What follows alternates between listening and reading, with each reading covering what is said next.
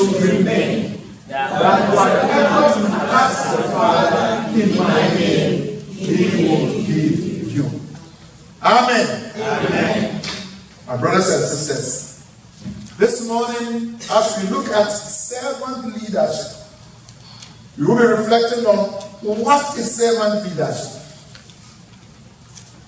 Then we look at Jesus, the perfect servant leader.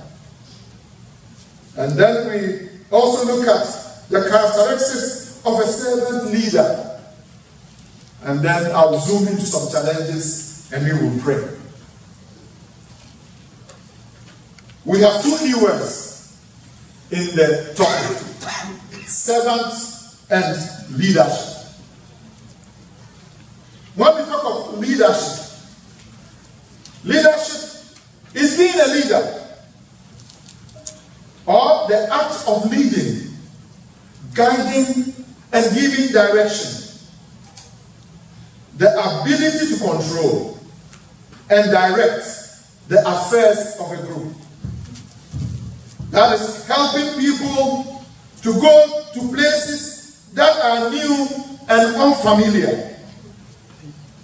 Leadership is about influence, a dynamic role that influences others. Leadership, therefore, is about vision and goal setting. If you are a leader and you don't have a vision, if you are a leader and you have not set goals to achieve, then you are not a leader. We can also conclude that leadership is about followership. In fact, if you are leading and you turn and nobody is following you, you are just taking a walk. You are not leading. You've got to lead if you are called into leadership. Leadership is about action plan or program of activities that at the end of it all, you'll be able to measure the work done. My brothers and sisters, our society is made up of leaders and followers. And I will conclude, leadership is the cause, all other things are effects. If you get a leader who is visionary, things get done. If you get a leader who is convinced of where he is going, look, the world and people are looking for leaders to follow them. So leadership is very, very key to whatever that we want to do. That is why it's important that as we have gathered, we get convinced of who we are. If you turn to servant, the dictionary meaning says a person who works in another person's house. So a servant will have to keep his eyes on his master and ensure that servant-master relationship is very, very key in order to be able to sustain his or her work. A servant is a person who works for a company or an organization. It's important that the servant keeps his focus on the master's vision and core values. So if you put the two together, servant leadership, we can conclude by saying that to be a servant leader is leading by being led. Somebody who is leading, but as he is leading, he himself is being led. A servant leadership is someone who is called to lead. It involves personalities. The caller, the one who is called, and the led. So as a servant leader, you've got to keep your eye on the one who has called you. You also have to keep an eye on the people that you are leading. In the context that we are giving this input, we are accepting that God is the caller. God is the caller. All of us, you and me, are called. And we We have been mandated to lead people. And I strongly believe that we are here because GCCRNA have called us here to share with us what the Lord is giving us. So we have to be convinced that the Lord is calling us to lead our people, the members of the Catholic communities and the society at large. And my brothers and sisters, it involves destination. The kingdom of God and the kingdom of darkness. These are the two destinations. The kingdom of God and the kingdom of darkness. So the means to servant leadership. You know, in the secular world, people get into leadership for various reasons. But in our context, we have been called by the Lord. So the servant leader is someone who is called by the Lord. If you look at what God is doing, God is in control over the world. And He is looking for collaborators. It is not about you. God is looking for collaborators. God is in the business of calling individuals in this world into mission in accordance to His plan and purposes. Not about us, oh Lord, but about Him. If you carefully look at the history of our salvation, when God called Noah, He gave him specific instructions. So Noah is identified with the flood and the ark. Abraham can be identified with father of faith of all believers. Joseph the dreamer is identified with the nationhood of Israel in Egypt. Moses is identified as the liberator of the Israelites from Egypt. We can go on and on and on. King David, a man after the heart of God. The prophets, all of them had specific calling from the Lord. We can talk of wonderful women in the scriptures. Deborah, Queen Esther, Mary, our own mother. Can you imagine at the age of plus or minus 15, a teenager who set the agenda of God, of whom today, after 2,000 years, we share in her yes. He says, I am the handmaid of the Lord. I am the maid servant of the Lord. Let it be done according to your word. My brothers and sisters, as we gather and reflect and we focus on Jesus, you know, Jesus is the perfect servant who ever lived. Jesus is the perfect servant leader who ever lived. He was called by the Father to lead humanity from the kingdom of darkness into the kingdom of light. In fact, his special title, if you go to the Old Testament, his special title is the servant of the Lord. The servant of the Lord. And I wish that you take delight in that. To be called a servant of the Lord. It's a special title. If you critically look at Jesus, he had intimate relationship with the Father. He was filled with the Spirit of the Father. And the love of the Father filled him to such an extent that you cannot even measure. He was consumed every day into a life of prayer to be in tune with the agenda of his Father. He was obedient and committed. At the point he even said that my food, the food I eat, is the work of my Father. He became and was and is the true witness of the Father. So he could even proclaim that the Father and I are one and the same. He demonstrated that indeed the anointing of the Father was upon him with signs and wonders.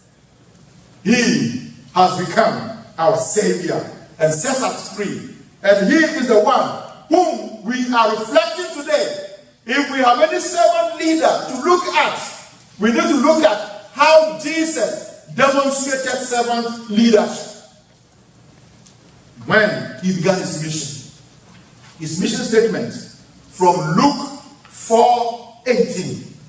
He said, "The Spirit of the Lord is upon me, and has anointed me, and has sent me to proclaim the good news and to set the captives free."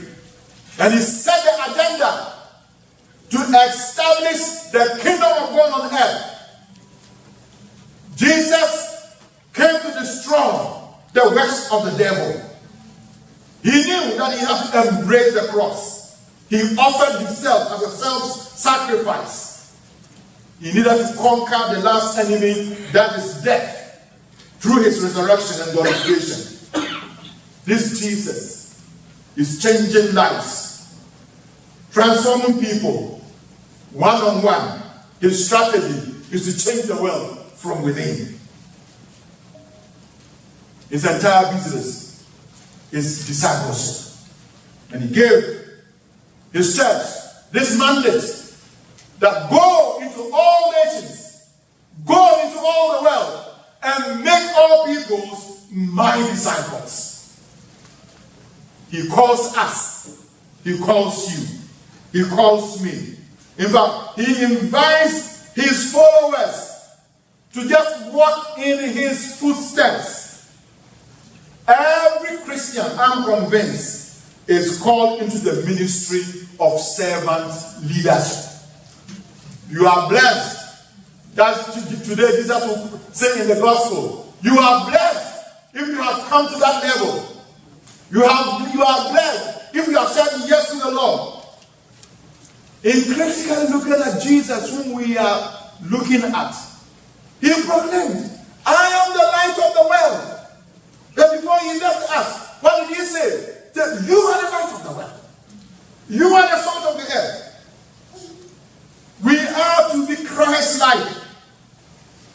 He says, "Learn from me, for I am humble and gentle of heart. Be like the Son of Man, who has come not to be served, but to serve and to give his life as a ransom for many." He invites us. Say, "Come to me. Come to me. Come." So he is inviting us to be co-workers, to be partners. In fact, our rightful identity in this world, as Paul would tell the Corinthians, that we are ambassadors of Christ. Amen. Amen. Are you proud to be an ambassador of Christ? Yes. Are you walking like an ambassador of Christ? Yes. Are you dressing like an ambassador of Christ? Yes. Oh, amen. Amen. Tell one another, you are an ambassador of Christ. My brothers and sisters, as we look at the characteristics of a servant leader, there are some key issues that we need to note. One, the servant leader is one who is called and appointed. And he has responded yes to this invitation. And because he has responded to this invitation, he or she does not joke with his relationship with his caller. It therefore calls for daily prayer, your daily communion, an ongoing conversion into the thinking and likeness of the caller. Many are born again, but few mature into maturity. Yes, we are born again. We have been sacramentalized. And so, we've got to mature into the soldiers of Christ. So, the servant leader should not really compromise on his calling. Don't compromise. There's so much identity crisis in our world. We don't know who we are. Be convinced that you are a soldier. Be convinced that you are a servant leader. And because you're a servant leader, you've got to love and be knowledgeable about your master, the one who is calling you. So there is a need for personal scripture study and meditation, so that you can have the mind of your caller. You've got to humble yourself and submit yourself. In fact, obedience to be your trademark. You need to have a listening heart. If you read Isaiah, he says that my servant wakes up early morning and is in tune with me. Morning by morning, I listen. I take instructions. The servant leader prays, not my will, but your will, O Lord. The servant leader is mad about the work that he has been entrusted to. Are you a servant leader? Are you responding? In the scriptures it says, curse unto anybody who does the work of God haphazardly. I don't want to be cursed. If you are in, then you are in. And God will bless you. I say to the glory of God, that God will not teach you.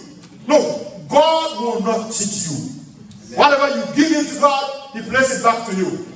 Amen. The 100-fold blessings, including persecution, plus eternal life. Amen. Amen. Are you for it? Say amen. The servant leader loves the people that he's leading. So you need to love and have a knowledge about the people that you are leading. It's very, very important. You've got to know the condition of state of the people that you are supposed to lead. Their needs, the environment in which they are, their presence and ultimate destination, the challenges that they face, the opposition, the enemies. In fact, I was sharing with some of you that there are a lot of enslavement if you don't find yourself, if you are not very careful. You'll be trapped into the American dream, and before you realize, you are gone. The American dream can be a faith killer. Be very careful. I don't want to miss words. Am I communicating? Yes. Be very careful. So as leaders, we need to understand how our people are struggling and how to really set them free, the captivity that they have found themselves in. And we were sharing, look, people come and, and instead of injecting certain plans into the years that the Lord has given them, is before they realize they have worked and killed themselves. The trap of captivity. Amen. So, as servant leader, be knowledgeable about the people God has entrusted to you. Know their needs. Know their environment. Whatever ignorance that is enslaving them, you've got to get out of that ignorance. Ignorance can be a disease. The servant leader is one who is willing to sacrifice. You know, you look at the life of Jesus, and as I was reading John Maxwell, said that Jesus practiced the law of sacrifice, and he gave 6 points. Said he gave up his divine form. He emptied himself of every right. Jesus became man, even though he was God. He became a servant, even a servant to the point of death, and not any ordinary dying. He died a terrible kind of death. That is the Jesus that he has invited us to follow. I'm not asking you to carry the cross of Jesus, but you have a cross to carry. Luke 9:23. If you want to come after me, deny yourself. Take up your cross and follow me. Our brothers and sisters, the cross is part of our calling. We cannot give in to the prosperity gospel. The gospel without the cross is diluted gospel. The cross is part of the gospel. Romans 12, 1 and 2. Paul, in talking to the Roman community, said that I appeal, because of what God has done, I appeal to you to offer your bodies as a living sacrifice.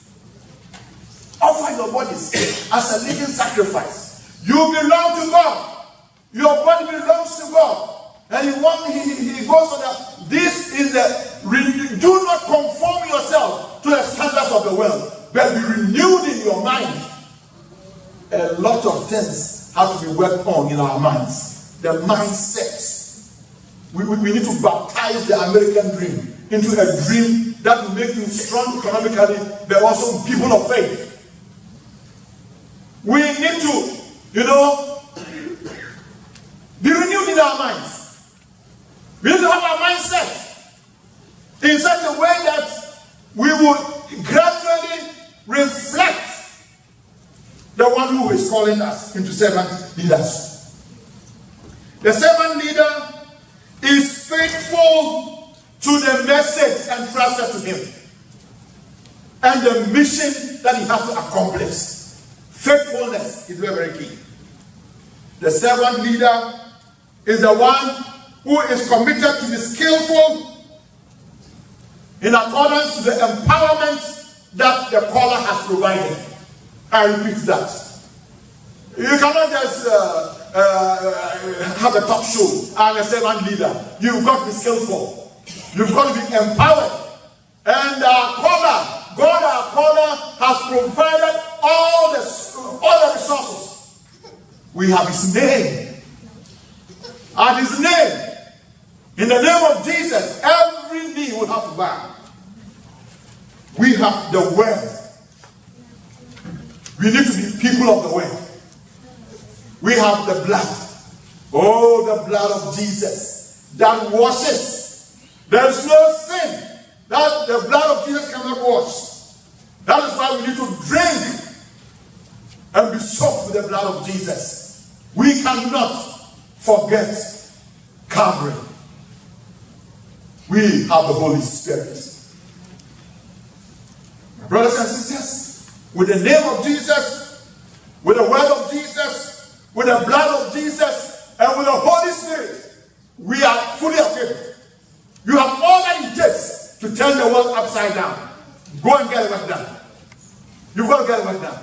Because he has provided what it takes to get it work done. The servant leader is wise in waiting. Is wise in waiting.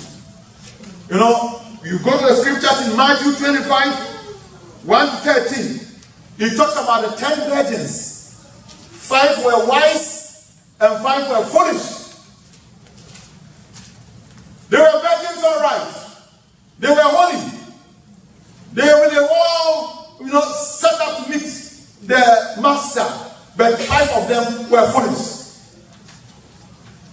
They did not plan and make provision for waiting. Most of us have responded to the call, but it looks we did not count the cost. We did not count the intensity of the waiting. Don't be foolish. Hello, excuse me, tell one another, don't be foolish, you are.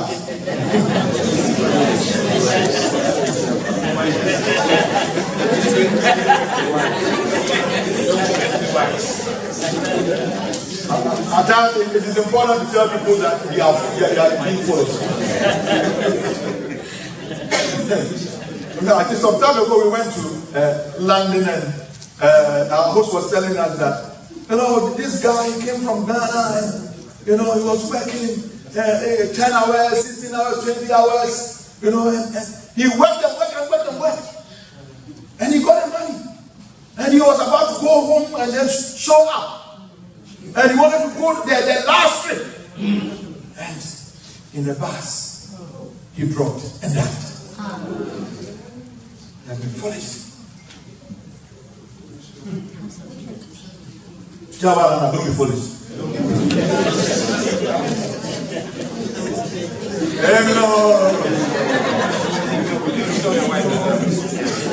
Now,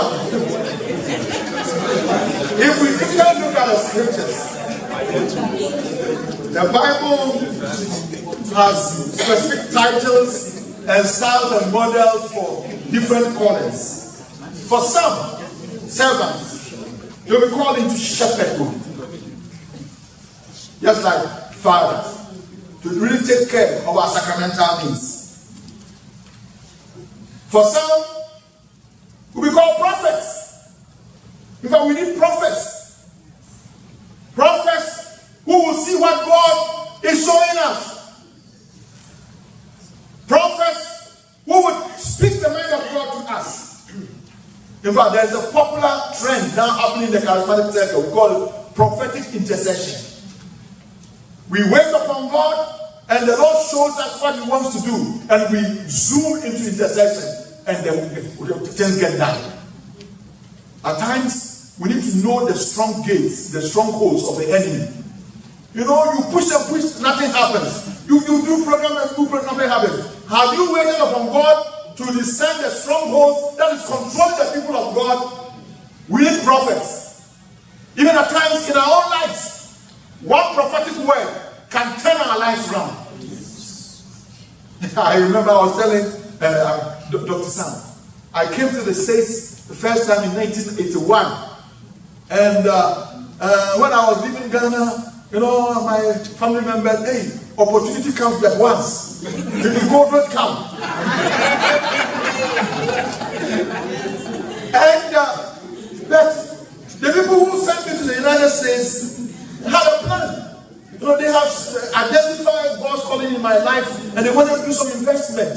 So, you know, I started my trip from Trinidad, then to the Caribbean. I came to the States, destroy my people, and I found none. We need watchmen to really warn us. We need to watchmen to ensure that we are secure. In the spiritual realm, we've got to be able to secure the people of God. We need the healers. 7 leaders who are healers, who will restore us, bring to us newness of life, restoration, signs and wonders. You know, at times, it is not the big adverts. You do just one miracle and the whole town is turned upside down.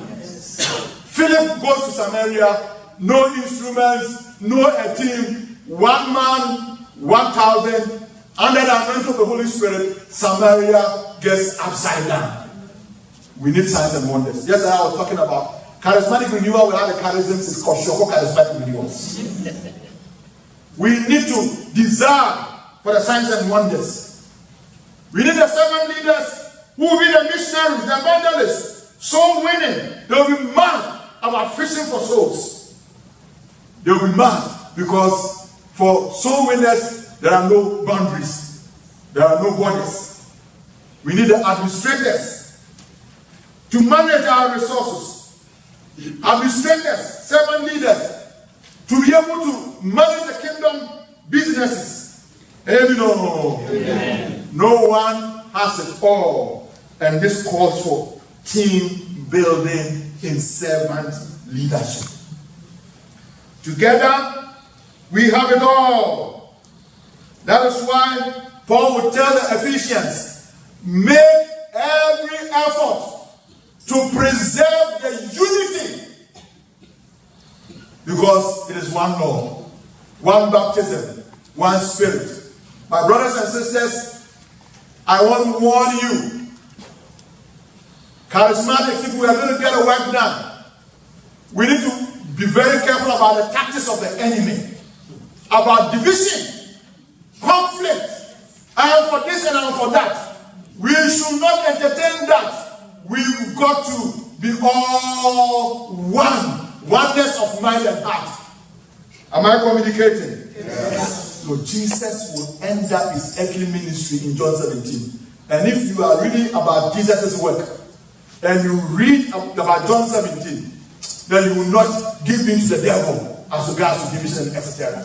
He prayed in Gethsemane, you know, he gave up blood, you know, his trouble and passion started at Gethsemane. And the theme of his prayer in John 17, the Father made them one, just as you and I are one. Father, he says, if you make them one, then the whole world will know that, you know, they are mine and you are mine. the Holy Spirit will never go against Jesus. No matter how anointed you are, if you are a source of division, we cannot entertain you. We have had enough of Martin Luther's. And look at the problems. Christianity or Christendom is divided so much that the people of the world don't know what to believe. We need it together. And I strongly believe that the Catholic Church is the church Jesus established. All the others, they are all ministries. If you are talking about the church, why should you give into a church that you are older than it? No way. Hello. No way. You are the right place. Tell one another. You are the right place.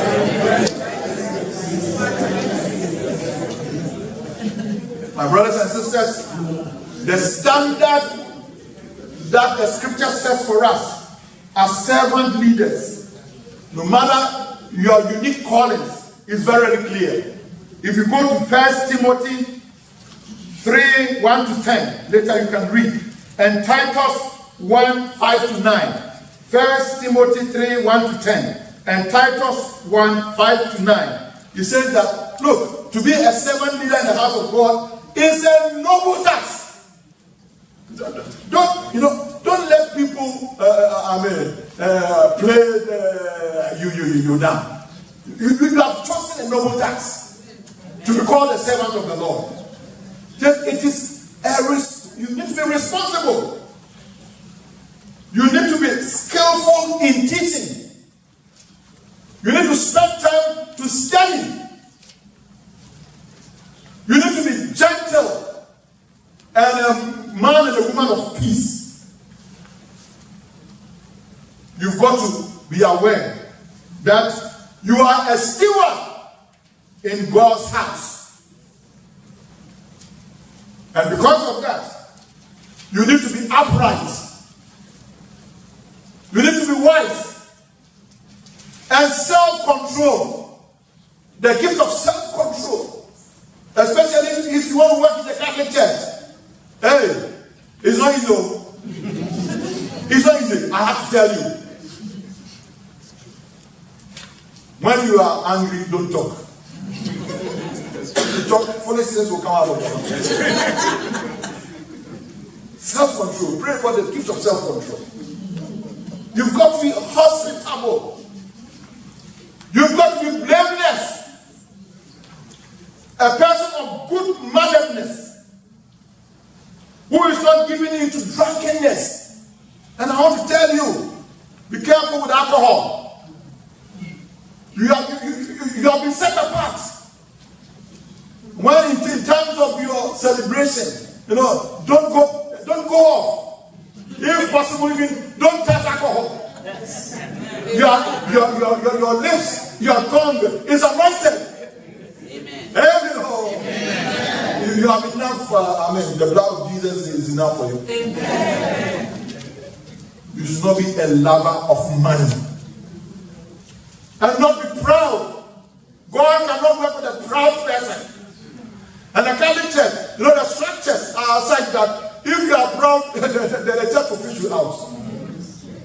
At times, the structures of the church are necessary for us to humble us. The church will show you that you are not in charge.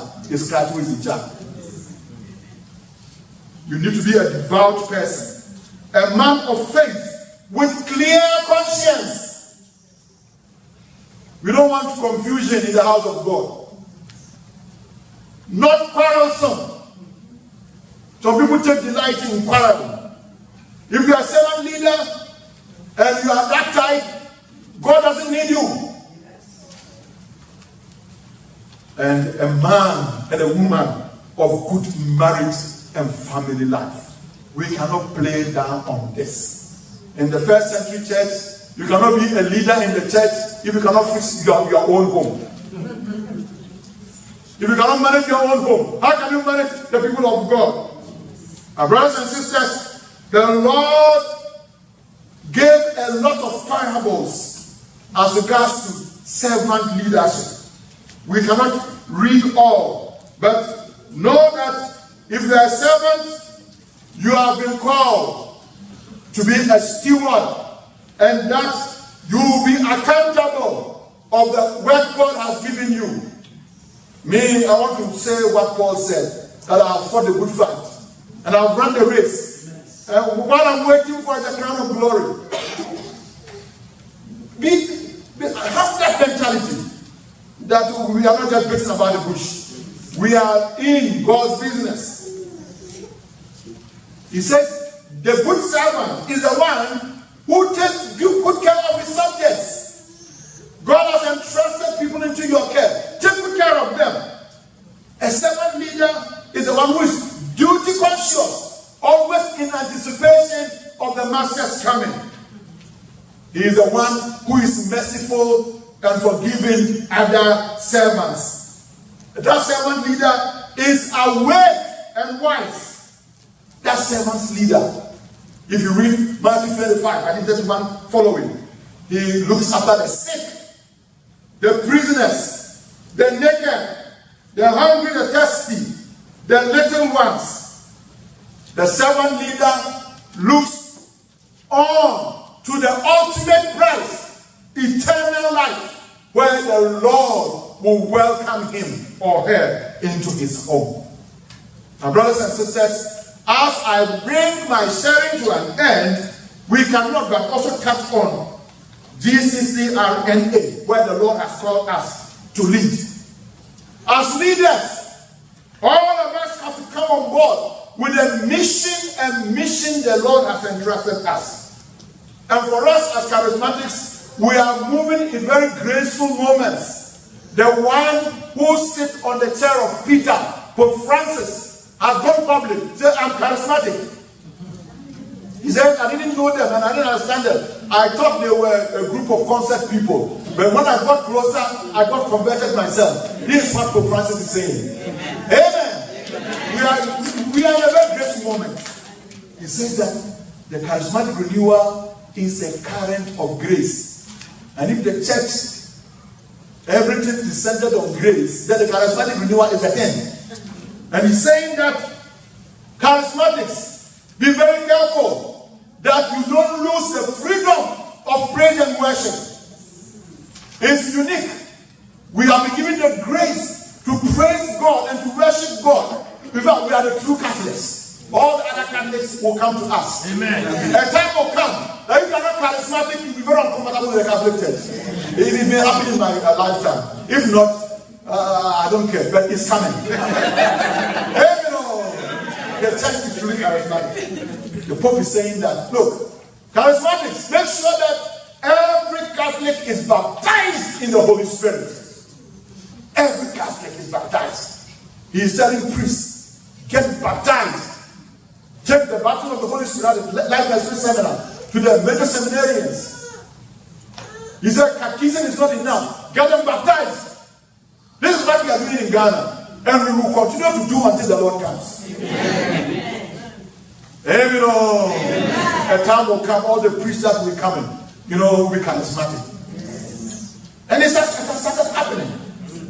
Last ordination, about 80% of all those who were ordained have had a touch of the charismatic renewal. Amen. The Pope is saying that the church is both charismatic and institutional, and that we need the two dimensions for the life and the mission of the church. A church without the charisms is a dead church. We should be comfortable. As Jesus was angry and went into the church and fixed it. Charismatics, we've got to act out with holy anger and fix the problem of our church today. Not with the sword, by the power of the Holy Spirit. And the Pope goes on to say that charismatics, I need you to be people who have the Bible in your pocket. Do you still have it? He says that the word of God, share the word, read the word, live the word. Do not be ashamed to have the Bible, small Bibles. Ladies, get Bibles into your purses. Get Bibles. The word of God is very key. The most essential commodity of our times is the word of God. people are bombarding us with all kinds of foolish theories. The word of God has to have the upper hand. And the Pope is saying that. Go out and evangelize. Set up ministries, communities to respond to the cry of the needy of our time. And the Pope is saying that we charismatics have been given the grace of ecumenism. And we need to make room for other denominations to share in what we are doing, because it is the same Holy Spirit that is also working in us. But in Ghana, in Africa, the way the Protestants, treat us, we have to be very, very careful. As we open up to them, their agenda to recruit our young ones and our anointed ones is very, very dangerous. So open up to other churches, but don't give in. There is something good also in the Catholic Church. Amen. I'm proud to be Catholic. Tell one another, be proud to be Catholic. Amen. Amen. My brothers and sisters, as I bring my sharing to an end, we need to set goals. We need to confront the local situation. And also we need to also be mindful of the wider global situation. And as I shared with you, when I went to Togo, and I saw 3,000 people from 25 countries flowing as one family, I broke out in tears that this is what Africa needs. Not politicians and guns who come and tell our politics and then steal our money and everything. My brothers and sisters, we have what it takes to turn the world right side up. We may have challenges, especially in your America, the secular world, the pressure of work, market, and wealth creation, the schemes of the devil, the arch enemy, and his associate demons, the need to be skillful in your development. These pressures will come in life. But I remind you, Jeremiah 29 verse 11, the Lord says that I know the plans I have for you. Plans of good and not of evil, to bring about the future and the hope that you hope for. The right plans for your life. God knows it. The better plans for your life is rooted in God's plan. And it's important that you don't, become too anxious. You cannot test the world. That is what Jesus said. Look, if you get the whole world and you lose your soul, what have you gained? Nothing. Nothing. We need to set the priorities right in our lives. Be aware of your identity as an individual and the need to be of yourself.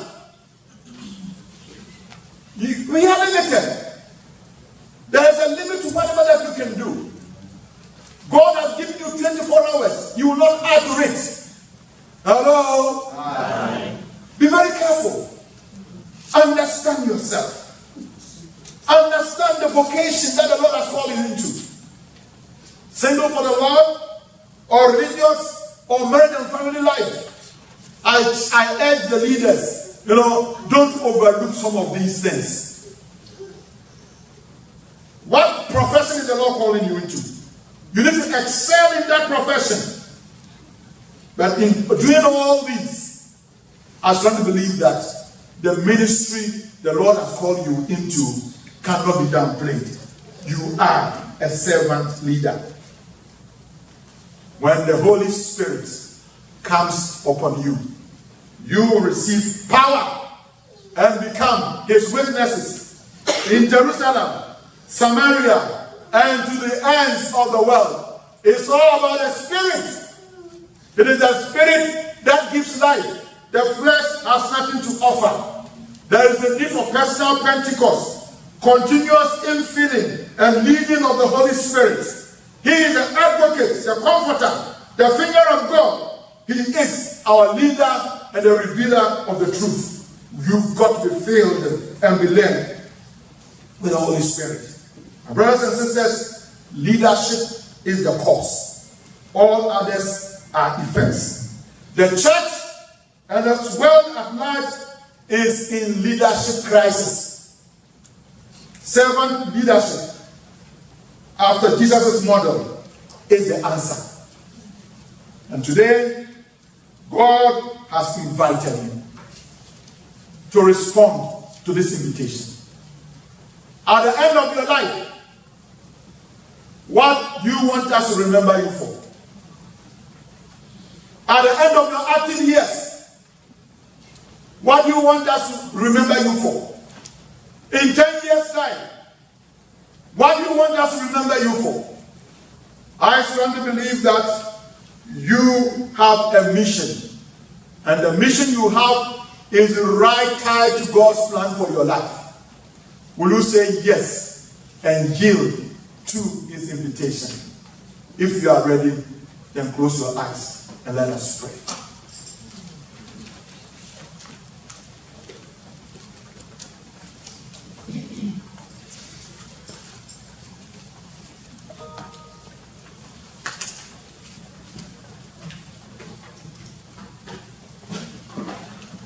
The Lord told Isaiah, whom will go? Whom shall I send?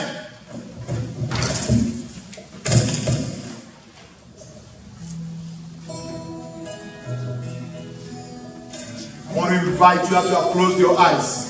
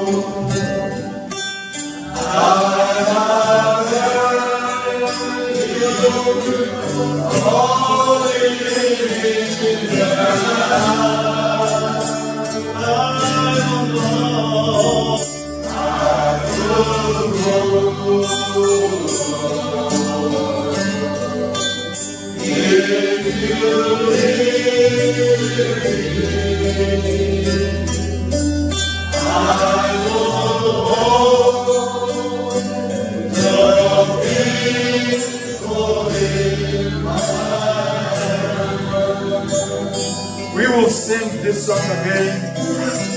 I will not push you to stand up, but if you sense you are responding, then after the song, I want to invite you to stand. We are singing the song again.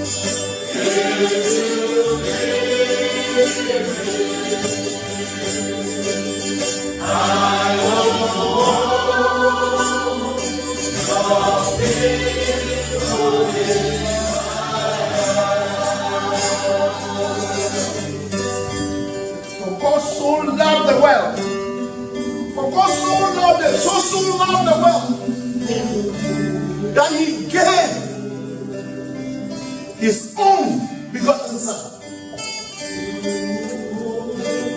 He's still in love with the world. No matter the plight of the world, God is mad. But he needs your hands. He needs your heart. He needs your feet. Who will go?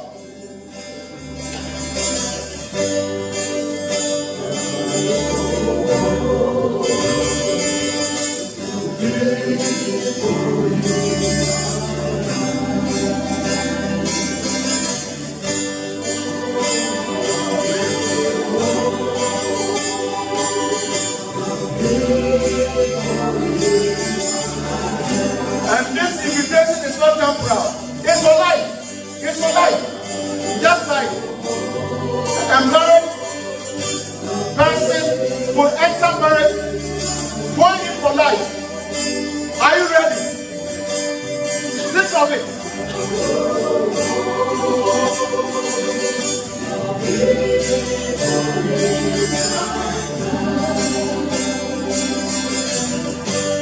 We will sing it again.